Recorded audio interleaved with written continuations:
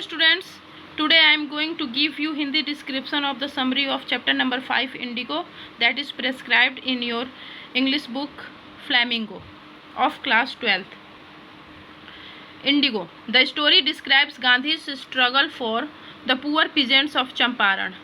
This story is about Gandhi's struggle for the poor peasants of Champaran. ये जो story है ये डिस्क्राइब करता है. डिस्क्राइब मीन्स होता है वर्णन करना. दिस स्टोरी डिस्क्राइब्स, ये स्टोरी डिस्क्राइब करता है गांधीज स्ट्रगल, गांधी के स्ट्रगल, गांधी के संघर्ष for the poor peasants. Peasants means किसान, वो किसान जिनकी अपनी खुद की ज़मीन नहीं होती है. जिन किसानों की खुद की ज़मीन होती है वो अपने खुद की ज़मीन पे फार्मिंग करते हैं, उनको बोलते हैं फार्मर. मगर वो किसान जिनकी खुद की ज़मीन नहीं होती है, किसी लैंडलॉर्ड से ज़मीन लेते हैं किराए पे और उसके बदले में, उस ज़मीन के बदले में या तो वो मनी पे करते हैं या फिर फसल जो उगाते हैं उसका एक हिस्सा पे करते हैं, फसल का हिस्सा. तो उन किसानों को बोला जाता है पीजेंट्स, पुअर पीजेंट्स, गरीब किसान ऑफ चंपारण. तो ये जो स्टोरी है ये वर्णन करता है, डिस्क्राइब करता है गांधी के संघर्ष का, जो उन्होंने वो संघर्ष किया था किसके लिए, गरीब किसान, चंपारण के गरीब किसानों के लिए गांधी जी ने जो संघर्ष किया था उसका वर्णन ये स्टोरी करता है. कौन सी story? Indigo. In those days most of the arable land in the Champaran districts was divided into large state owned by Englishmen and worked by Indian tenants. In those days, उन दिनों, इन those days means उन दिनों, most of the arable land, arable means होता है उपजाऊ, land भूमि. Most of the arable lands मतलब उपजाऊ भूमि के ज़्यादातर हिस्से. In the Champaran district, Champaran क्या है? Is a district in Bihar state, Bihar का एक डिस्ट्रिक्ट है. तो चंपारण डिस्ट्रिक्ट के मैक्सिमम एरेबल लैंड, उपजाऊ भूमि, was divided into large state, जिनको बड़े बड़े टुकड़ों में, बड़े बड़े स्टेट में डिवाइडेड किया गया था, छोटे छोटे बीघों में नहीं, काफ़ी बड़े बड़े पार्ट में डिवाइड किया था. ओन्ड बाय, ओन्ड मीन्स प्रभुत्व, जिसकी उस बाय इंग्लिशमैन, जिस पे अंग्रेज़ों का प्रभुत्व था, मतलब अंग्रेज़ों का उस पर, अंग्रेज़ों का मालिकाना हक था उस पर. एक्चुअली भारत की कोई भी भूमि पे अंग्रेज़ों का कोई हक नहीं बनता था, क्योंकि वो तो इंग्लैंड से आए हुए थे. भारत की किसी भी भूमि पे, चाहे वो एरेबल लैंड हो या जो भी हो, अनुपजाऊ हो, उपजाऊ हो या अनुपजाऊ हो, कैसी भी भूमि है हो, मगर उस पर तो भारतीयों का ही अधिकार है. मगर ओन मीन्स होता है अधिकार. तो मगर उस समय चूँकि अंग्रेज़ों का शासन था हमारे देश पे और अंग्रेज़ों ने ज़बरदस्ती हमारे देश पे कब्जा कर रखा था, और चंपारण डिस्ट्रिक्ट की जितनी भी उपजाऊ ज़मीन थी उस पर अंग्रेज़ों ने अपना अधिकार जमा रखा था. And worked by Indian tenets, और अंग्रेज़ उस पर खेती नहीं करते थे, वो खेती करवाते थे गरीब किसानों से, भारतीय गरीब किसानों से. टीनेंट्स, टीनेंट्स मीन्स होता है जिसकी अपनी खुद की ज़मीन ना हो, अपना खुद का घर ना हो. जैसे अगर हमारे पास घर नहीं है, हम किसी किराए के मकान में रहते हैं, तो हम भी टीनेंट्स हुए.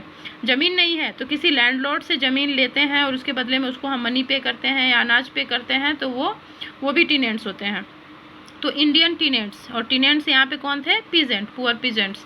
तो अंग्रेज़ों द्वारा ओन किया जाता था, अंग्रेज़ों का उस पर आधिपत्य था, अधिकार था. जितनी भी चंपारण डिस्ट्रिक्ट की जितनी भी उपजाऊ ज़मीन थे सब पे अंग्रेज़ों का अधिकार था, और उन ज़मीनों पे अंग्रेज गरीब किसानों द्वारा, टीनेंट्स द्वारा खेती करवाते थे. The chief commercial crop was Indigo, और सबसे चीफ मीन्स सबसे मुख्य, मुख्य कमर्शियल क्रॉप, कमर्शियल क्रॉप मतलब वाणिज्यिक जो फसल थी वो थी इंडिगो. इंडिगो क्या थी? कमर्शियल क्रॉप थी. कमर्शियल क्रॉप मतलब वो क्रॉप जिसका वाणिज्य में, व्यापार में उपयोग होता है, न कि खाने पीने में. बाकी सब जो भी है, राइस है, व्हीट है, दालें हैं, पल्सेज हैं, ये सब कमर्शियल क्रॉप नहीं है, ये सब खाने पीने में उपयोग होता है. मगर जो इंडिगो है ये कमर्शियल क्रॉप है, ये खाने पीने में उपयोग नहीं होता है, इसका सिर्फ और सिर्फ व्यापार में ही उपयोग होता है. इंडिगो मतलब नील की फसल. नील की फसल क्या होती थी? अभी तो नील की खेती नहीं होती है, उस ज़माने में अंग्रेज़ नील की खेती जब भारतीय किसानों से ज़बरदस्ती करवाते थे और उस फसल को वो जहाज़ में लाद करके इंग्लैंड ले जाते थे, जहाँ की बड़ी बड़ी मिलों में उस फसल से नील निकाला जाता था। नील क्या होता है? एक ब्लू कलर का लिक्विड होता है जो कि सफ़ेद कपड़ों को धोने के बाद उसमें डाला जाता है, जिससे सफ़ेद कपड़े और काफ़ी सफ़ेद हो जाते हैं। आज भी हम अपने सफ़ेद कपड़ों में नील देते हैं, बोला जाता है ना कि नील कपड़ों में नील दे दो ताकि और सफ़ेदी आ जाए। तो अभी हम जो नील देते हैं वो सिंथेटिक नील होता है, सिंथेटिक इंडिगो होता है। पहले ज़माने में कुछ भी सिंथेटिक नहीं हुआ करता था, सब कुछ नेचुरली हुआ करता था, तो नील भी नेचुरल ही था, जो कि एक फसल, इंडिगो नाम की एक फसल से निकाला जाता था। और ये काम करते थे अंग्रेज। फसल भारतीय किसानों द्वारा पैदा करवाते थे और उसके बदले में उनको कुछ देते भी नहीं थे, और फ्री ऑफ कॉस्ट उसको लेकर के इंग्लैंड जाते थे और वहाँ पे मिलों में उससे लिक्विड निकालते थे और उसको डब्बों में पैक करके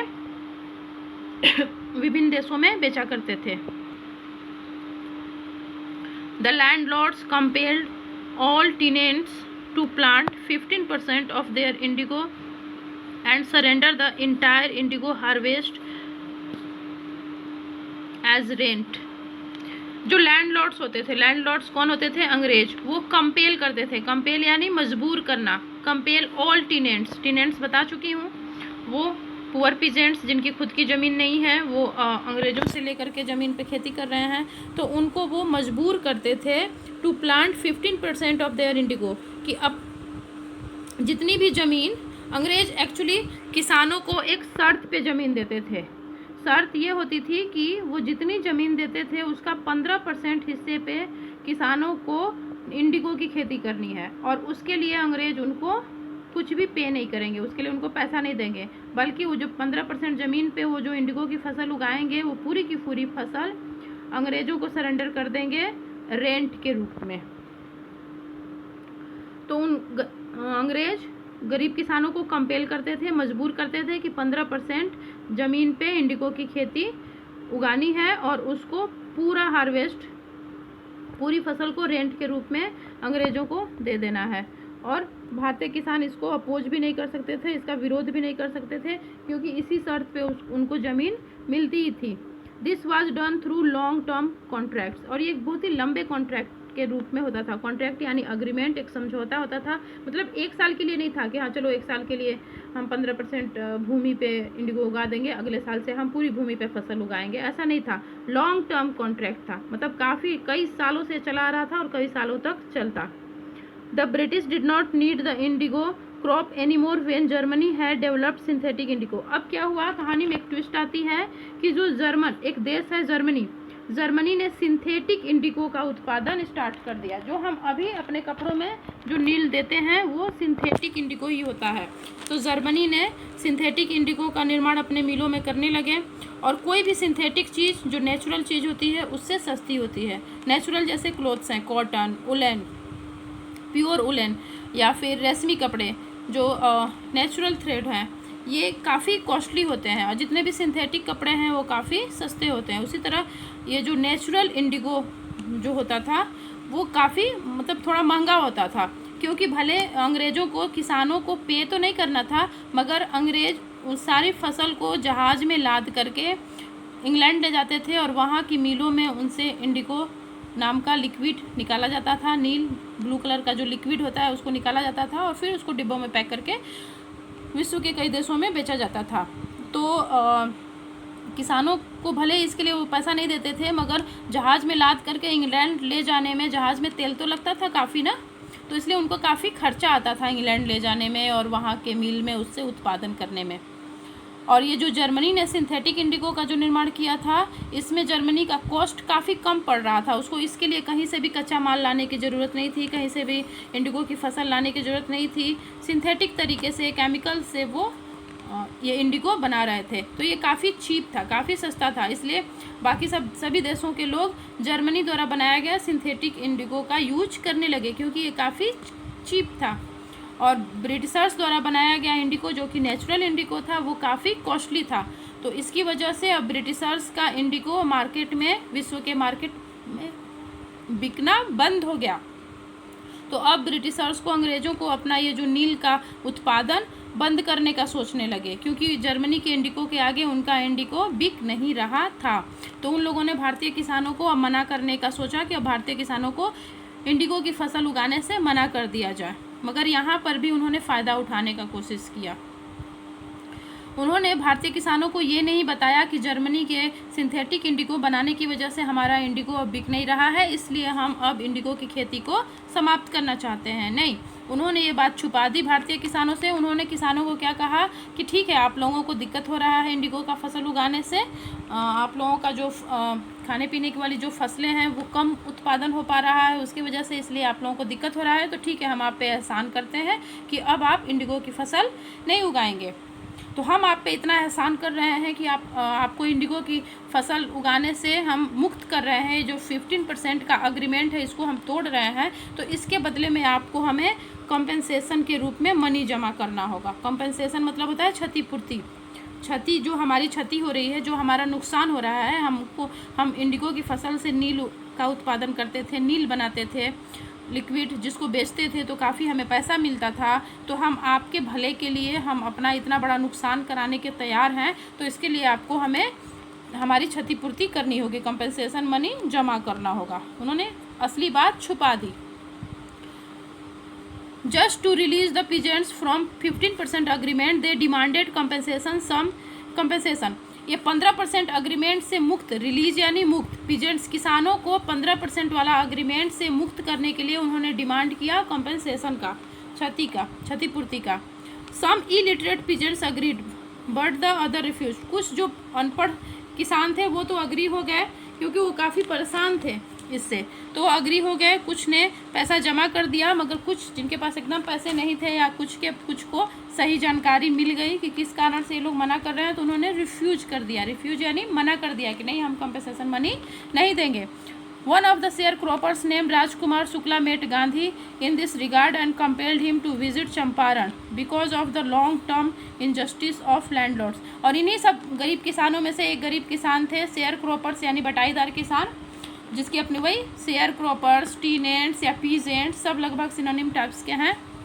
शेयर क्रॉपर भी वही है, बटाईदार किसान यानी कि जो किसी लैंडलॉर्ड, किसी ज़मीन के मालिक से ज़मीन लेते हैं और उस पर खेती करते हैं, और उस खेती का कुछ हिस्सा, आधा हिस्सा या जो भी हिस्सा जो अग्रीमेंट में होता है वो हिस्सा, फसल का हिस्सा ज़मीन के मालिक को दे देते हैं और आधा हिस्सा रखते हैं, उसको बोलते हैं शेयर क्रॉपर।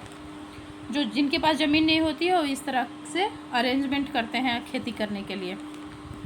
तो उसे वैसे ही एक और किसान थे जिनका नाम था राजकुमार शुक्ला। वो गांधी जी से मिलते हैं इस रिगार्ड में, इस संदर्भ में मिलते हैं और कंपेल हिम, और उनको मजबूर करते हैं टू विजिट चंपारण, कि आप चंपारण आइए, because of the long term injustice of landlords. ये जो लैंडलॉर्ड्स हैं अंग्रेज़ों का, ये जो लंबा इनजस्टिस हमारे साथ ये लोग जो अत्याचार कर रहे हैं, उसको प्लीज़ आइए और देखिए और इसके खिलाफ आवाज़ उठाइए, हमारी हेल्प कीजिए। Then the two of them boarded a train for the city of Patna in Bihar. फिर ये दोनों, राजकुमार शुक्ला और गांधी जी, एक ट्रेन में बोर्ड करते हैं, बैठते हैं और बिहार की राजधानी पटना के लिए निकल जाते हैं। एकदम से चंपारण तो नहीं पहुंच जाएंगे, पहले पटना जाएंगे फिर वहाँ से चंपारण जाएंगे।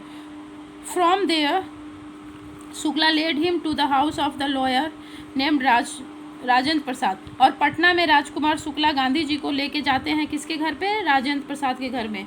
राजेंद्र प्रसाद जो उस समय लॉयर थे पटना में, और फिर बाद में राजेंद्र प्रसाद हमारे देश के फर्स्ट प्रेसिडेंट भी बने। मतलब who was the first president of India? Mister Rajendra Prasad. हमारे देश के प्रथम राष्ट्रपति कौन थे? राजेंद्र प्रसाद। तो अभी देश हमारा आज़ाद नहीं हुआ था, तो उस समय वो क्या थे? लॉयर थे। It was the time when the British government punished those who in any condition gave shelter to national leaders और प्रोटेस्टर्स। प्रोटेस्टर यानी जो विरोध प्रदर्शन करते हैं सरकार के खिलाफ। ये वो समय था जब अंग्रेज सरकार उन लोगों को पनिश करती थी, उन लोगों को पनिशमेंट देती थी जो लोग किसी भी कंडीशन में, जो नेशनल लीडर्स होते थे, जैसे गांधी जी हुए, जवाहरलाल नेहरू हुए, ये लोग क्या हुए? नेशनल लीडर्स हुए। इन लोगों को, और प्रोटेस्टर जो अंग्रेज सरकार का विरोध कर रहे थे, तो विरोधियों को और नेशनल लीडर्स को जो किसी तरह का शेल्टर देते थे, उनको आश्रय देते थे, उन लोगों को ब्रिटिश गवर्नमेंट पनिशमेंट देती थी। Gandhi's arrival and the nature of his mission spread like a wild fire. Gandhi ji जब आते हैं चंपारण में तो उनके आने का कारण, नेचर ऑफ हिज मिशन, उनका जो मिशन था वो पूरे जंगल में जैसे वाइल्ड फायर, जंगल में जैसे आग लगती है अनकंट्रोलेबल, एक तरफ से अनकंट्रोल्ड वे में, जंगल में जो आग लगती है ना बहुत तेज़ी से फैलती है, उसको कोई कंट्रोल नहीं कर सकता है। उसी तरह गांधी जी के आने का समाचार और उनके आने का जो कारण था उस बहुत जंगल में आग की तरह फैल गया पूरे चंपारण डिस्ट्रिक्ट में।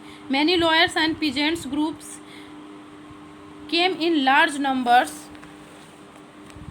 To support him.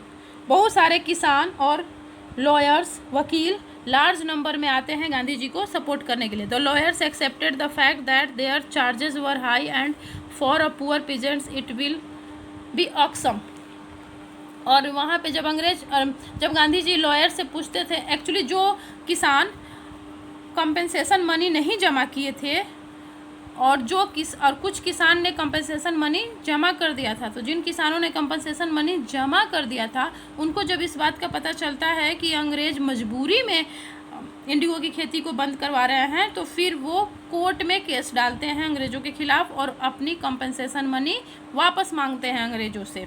तो उन लोगों ने कोर्ट में केस लड़ने के लिए कुछ लॉयर्स रख रखे थे, तो उन लॉयर्स से गांधी जी मिलते हैं और उनसे पूछते हैं कि आप लोग पीजेंट्स लोग का, गरीब किसानों का केस लड़ रहे हैं, अच्छी बात है, मगर इसके बदले में आप लोग कितना फ़ीस ले रहे हैं। तो जब लॉयर्स ने अपनी फ़ीस बताई कि इतना हम लोग फ़ीस लेते हैं, उस पर गांधी जी उन लोगों को खूब डांटते हैं क्योंकि उनकी फ़ीस काफ़ी हाई थी, तो उस पर वो डांटते हैं कि ये ठीक नहीं है, गरीब किसानों से आप लोग इतना फ़ीस चार्ज कर रहे हो, ये ठीक नहीं है। तब लॉयर्स अपनी गलती मानते हैं कि हाँ ये अरसम होगा, मतलब काफ़ी कठिनाई वाला, काफ़ी प्रॉब्लम क्रिएट करने वाला है हमारी fees.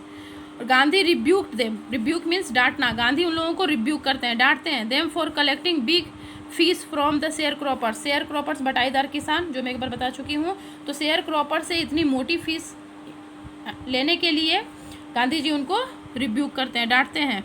He stressed on counselling as this world give the peasants enough confidence to fight their fear. वो गांधी जी बोलते हैं कि हमारा स्ट्रेस, हमारा पर्पज, हमारा ज़्यादा जोर इस चीज़ पे होना चाहिए कि ये जो हमारी लड़ाई है इससे किसानों के अंदर का डर भाग जाए, यानी कि अंग्रेज़ों से लड़ाई ना हो करके ये एक तरह से, अंग्रेज़ हमारे देश पे इतने साल तक राज क्यों किए, वो तो नंबर्स में बहुत कम थे, भारतीय बहुत ज़्यादा थे, नंबर्स में बहुत कम थे। अगर सारे भारतीय थप्पड़ से भी उनका अगर विरोध करते तभी अंग्रेज़ों को भागना पड़ जाता, क्योंकि वो मुट्ठी भर थे और हम इतने ज़्यादा थे, मगर फिर भी क्यों वो हमारे यहाँ इतना राज कर पाए, क्योंकि हम डरते थे, हम प्रोटेस्ट करने से डरते थे, विरोध प्रदर्शन करने से या अपना विरोध जताने से डरते थे। एक हम लार्ज जो कैटल होता है, भीड़, जानवरों की भीड़, उस तरह से थे, हमारे अंदर डर था। तो गांधी जी बोलते हैं कि एक्चुअली अंग्रेज़ों के साथ लड़ाई नहीं है, ये लड़ाई है भारतीयों के अंदर जो डर है उस डर के साथ लड़ाई है। एक बार भारतीयों के अंदर से डर निकल जाएगा फिर हमारी जीत निश्चित है। He managed to get justice after a year long battle for the peasant. और ये लड़ाई लगभग, गांधी जी का स्ट्रगल अंग्रेज़ों के साथ लगभग 1 साल तक चला, और इसके बारे में डिटेल में जाना है तो आप लोगों को बुक पढ़ना होगा। लगभग 1 साल तक गांधी जी ने स्ट्रगल किया और लास्ट में किसानों की जीत हुई और उनको कंपनसेशन वाला पैसा जो उन्होंने अंग्रेज़ों को जमा किया था वो रिटर्न हुआ, पूरा नहीं हुआ, 25% रिटर्न हुआ। और गांधी जी उस पर अग्री हो गए थे कि चलो कोई बात नहीं, 100% पैसा रिटर्न नहीं हो रहा है, मगर 25% पैसा रिटर्न होने से भी भारतीयों, किसानों और भारतीयों के अंदर एक आत्मविश्वास आएगा कि अगर हम एक साथ मिल कर के लड़ें, हम एक साथ मिल कर के प्रोटेस्ट करें तो हम अंग्रेज़ों को बैकफुट पे ला सकते हैं, हम उनको घुटनों पे ला सकते हैं, उनको हम झुका सकते हैं, वो हमारे पे रूल नहीं कर सकते हैं, अपनी मनमानी नहीं चला सकते हैं। वो ऐसा इसलिए कर पा रहे हैं क्योंकि हम एकजुट नहीं हैं। हम एकजुट होकर के अगर उनका कोई भी अगर काला कानून है उसके विरोध में हम एकजुट होकर के प्रोटेस्ट करें तो उनको अपना कानून वापस लेना होगा। तो गांधी जी को इससे मतलब नहीं था कि 100% पैसा वापस हो रहा है कि 25% पैसा वापस हो रहा है, कोई बात नहीं, 25% ही पैसा आया, मगर ये पैसा एक बहुत बड़ा मैसेज देगा भारतीयों के बीच में कि अंग्रेज भी बैकफुट पे आ सकते हैं, अंग्रेज भी घुटनों के बल पे आ सकते हैं, अंग्रेज़ों को भी अपना रूल, अपना जो काला कानून है उसको वापस लेना पड़ सकता है अगर हम एकजुट होकर लड़ाई करें तो। He also made arrangement for the, हाँ फिर उसके बाद जब arrangement for the education, health, hygiene for the families of the poor peasants. अब जब ये वाली जीत हो गई, किसानों का 25% पैसा वापस हो गया, और पैसा वापस होने के साथ साथ किसानों के अंदर एक कॉन्फिडेंस आ गया। अब अंग्रेज़ों को लेकर के उनके मन में जो डर था वो डर ख़त्म हो गया। फिर गांधी जी अब रिटर्न बैक नहीं हो जाते हैं अहमदाबाद, वो अब सोशल वेलफेयर में लग जाते हैं।